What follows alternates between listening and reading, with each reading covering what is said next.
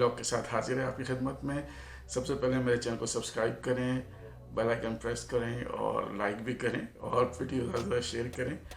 आज हम आपको जो है बताने वाले हैं मंकी पॉक्स के बारे में। जी हाँ, मंकी पॉक्स जो है वो काफ़ी अरसे से जो है वो खबरों की जीनत बना हुआ है। मैंने पहले भी एक छोटा सा व्लॉग बनाया था उसके ऊपर, लेकिन आज हम थोड़ी सी अपडेट बताएंगे आपको कि इस वक्त दुनिया में क्या चल रहा है मंकी पॉक्स के बारे में। तो चलिए ज़ाया किए बगैर आगे बढ़ते हैं। मंकी पॉक्स जो है वो अब तक 31-32 हज़ार केसेस जो है वो रिपोर्ट हो चुके हैं पूरी दुनिया में और 78 ममालिक के अंदर ये रिपोर्ट हो चुके हैं। और सबसे ज़्यादा केसेस जो है वो अमेरिका में यानी कि यूएसए में रिपोर्ट हुए हैं, जो कि 10,000 के करीब हैं।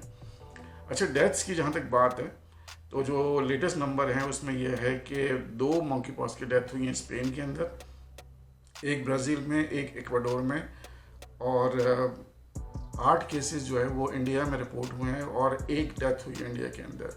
पाकिस्तान में अब तक कोई कंफर्म केस जो है मंकी पॉक्स का ह्यूमंस में डिस्कवर नहीं हुआ। हो सकता है हो, लेकिन आपको पता है जो हालात हैं हमारे, तो वो डायग्नोज होते होते पता करते करते जो है वो बंदा जो है अल्लाह को प्यारा हो जाता है।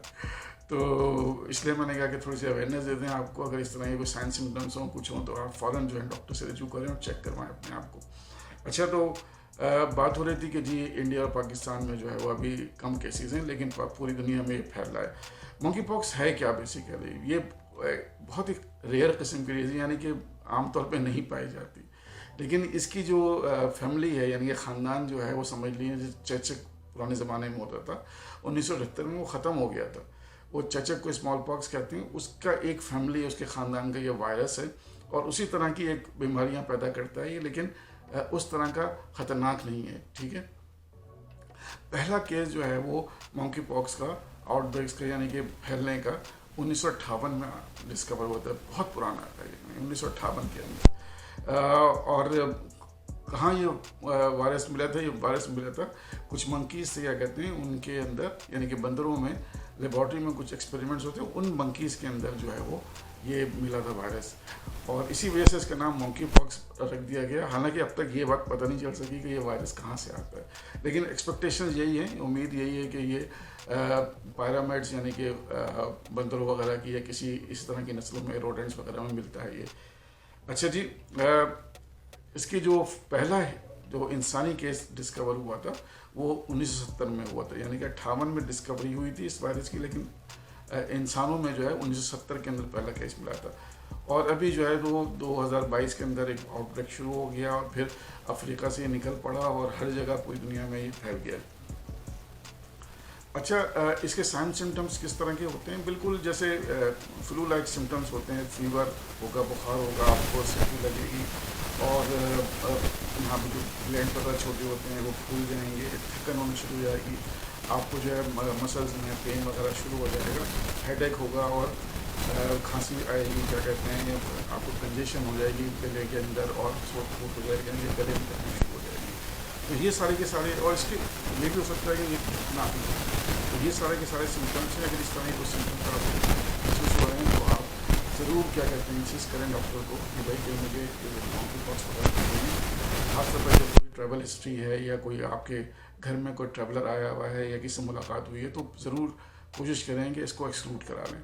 अच्छा, इसकी तस्वीरें मैं कुछ आपके साथ शेयर कर रहा हूँ, देखिए आप तस्वीरें। ये बिल्कुल पतले पतले से छोटे छोटे से दाने होते हैं, फिर पक जाते हैं, उसके बाद वो उस पर जो है वो खुरंड आ जाता है और वो श्रेड होना शुरू हो जाता है। तो बिल्कुल आपने देखा होगा चिकन पॉक्स में बच्चों को अक्सर इस तरह की बीमारी होती है, तो उसमें इस तरह का पूरा फॉलोअप होता है।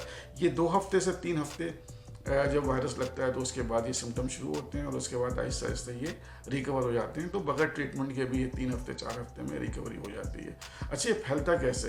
तो अब तक ये बताया गया है कि ये या तो सेक्स वगैरह के ज़रिए फैल सकता है या फिर, क्या कहते हैं, कोई हगिंग, मसाजिंग, क्या कहते हैं, कोई किसिंग या इस तरह की चीज़, जो कि आपने कोई मंकी पॉक्स के जो पेशेंट्स हैं उन्होंने कोई चीज़ को छुआ और उन चीज़ों को आप छू लें तो उससे भी ट्रांसफ़र हो सकता है। टॉवल्स हैं, बेडिंग है, इस तरह की कोई भी चीज़ है तो आप एहतियात करें कि इस तरह से। अच्छा, जो प्रेग्नेंट मदर हैं, हामला जो माएँ हैं, वो अपने बच्चों को भी ट्रांसफ़र कर सकते हैं प्लेसेंटा के थ्रू। कैसे आपको बचा जा सकता है? तो बिल्कुल आपने जो है वो कोई स्क्रब, कोई स्क्रैच वैच किसी बंदे को नज़र आए तो उससे अवॉइड करें, उसकी चीज़ों में ना छुएं, ठीक है ना। इस तरह की चीज़ें जो है प्रिवेंशन करें, हाथ अपना धोते रहें, हैंड हाइजीन का ख्याल रखें, सोप और पानी के साथ 20 सेकंड तक, जब भी किसी से मुलाकात करें, किसी से हाथ मिलाएं, तो इस तरह की चीज़ों को अवॉइड करें। और अगर किसी इस तरह के पेशेंट से ये आपको लगता है कि इस तरह कोई पेशेंट है, तो उससे बेहतर है कि मुलाकात ना करें, और अगर मुलाकात करनी ज़रूरी है तो मास्क पहन के जाएं और जो है वो बाकी सारी एहतियाती तदाबीर पूरी करें। अच्छा, इसके अलावा 2 वैक्सीन भी अवेलेबल हैं, एक जेनोस वैक्सीन कहलाती है और एक कैन 2000 वैक्सीन कहलाती है। जेनोस वैक्सीन जो है वो 2 डोजेज़ हैं, और क्या कहते हैं AKM 2000 जो है वो 1 डोज है, और दोनों बहुत इफेक्टिव हैं।